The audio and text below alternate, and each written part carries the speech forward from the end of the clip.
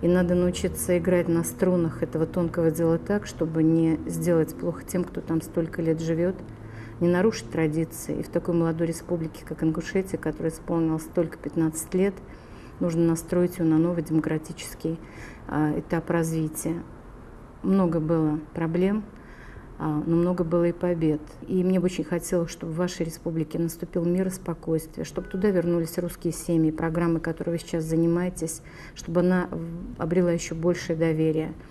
И я знаю, что генералам всегда все было по плечу. И очень хочу, чтобы вы не забывали, что вы еще военный, что та дисциплина, которая всегда дисциплинировала вас, дисциплинировала вашу команду и всех тех, кто будет настроен на тот результат, который вы перед собой поставили, как глава этого региона. Доброго здоровья, настоящих друзей, доверия, надежды, веры и любви.